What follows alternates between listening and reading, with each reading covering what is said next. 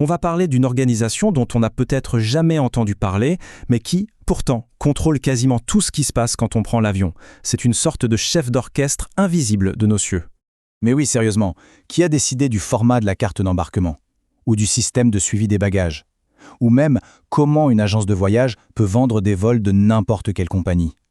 Eh bien derrière tout ça, il y a une seule et même organisation. C'est assez fou, non? Alors, pour comprendre comment on en est arrivé là, il faut faire un petit bond dans le passé. Imaginez, on est juste après la Seconde Guerre mondiale.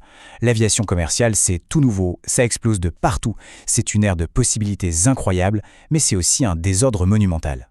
La guerre est finie et on se retrouve avec des tas d'avions militaires sur les bras. Qu'est-ce qu'on en fait? On les reconvertit pour transporter des gens et des marchandises. D'un coup, le monde paraît beaucoup plus petit.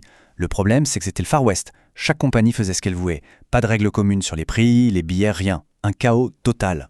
Bon, face à ce bazar, il fallait bien faire quelque chose. Ce n'était juste pas possible de continuer comme ça. C'est là que l'industrie s'est dit, ok, on doit se parler et mettre un peu d'ordre dans tout ça. Et c'est comme ça que les grandes organisations de l'aviation sont nées.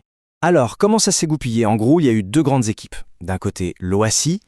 C'est une agence de l'ONU, donc elle cause avec les gouvernements. Leur truc, c'est la sécurité, les grandes normes pour que les avions volent sans danger.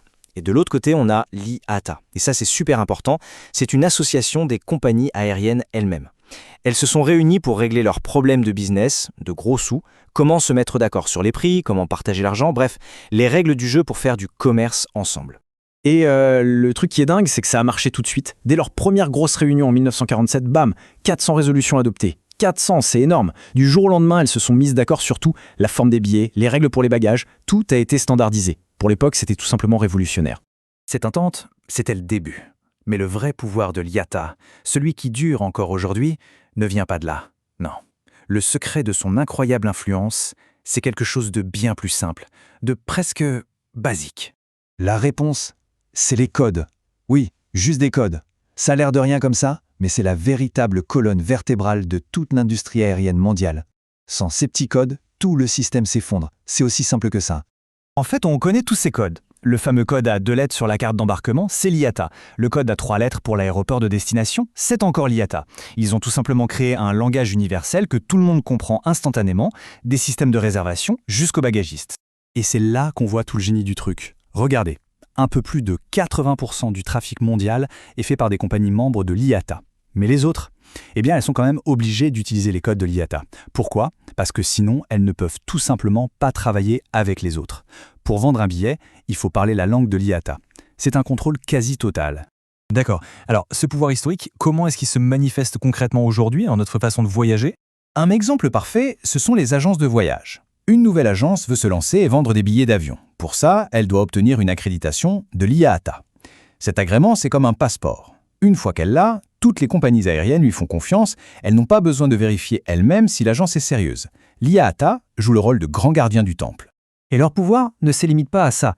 Ils défendent aussi les intérêts de leurs membres. Prenez ce truc, le NDC.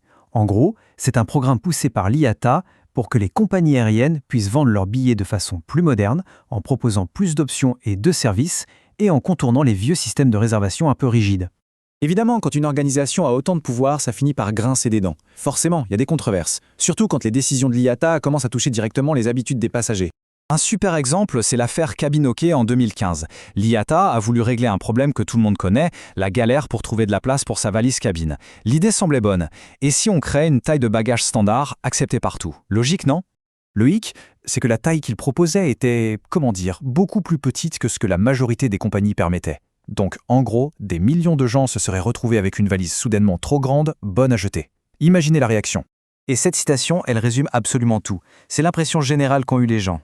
On avait le sentiment qu'on nous demandait de voyager avec une simple mallette.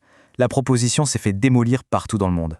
Le tollé a été tellement énorme que l'IATA n'a pas eu le choix. Ils ont dû reculer. En quelques jours à peine, ils ont annoncé suspendre le programme pour le réévaluer. Ça prouve que même un géant comme l'IATA ne peut pas complètement ignorer la pression du public.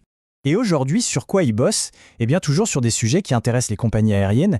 Ils veulent généraliser leur programme NDC, améliorer le suivi des bagages avec des puces RFID, réduire les coûts. Bref, ils continuent de modeler le futur du voyage aérien, toujours en coulisses. Donc la prochaine fois que vous passerez une porte d'embarquement ou que vous verrez cette petite étiquette sur votre valise, pensez-y. Derrière ces gestes simples, il y a cette autorité invisible qui a mis de l'ordre dans le chaos il y a des décennies et qui aujourd'hui encore tire les ficelles. Reste à voir comment son influence va continuer de façonner nos voyages dans le futur.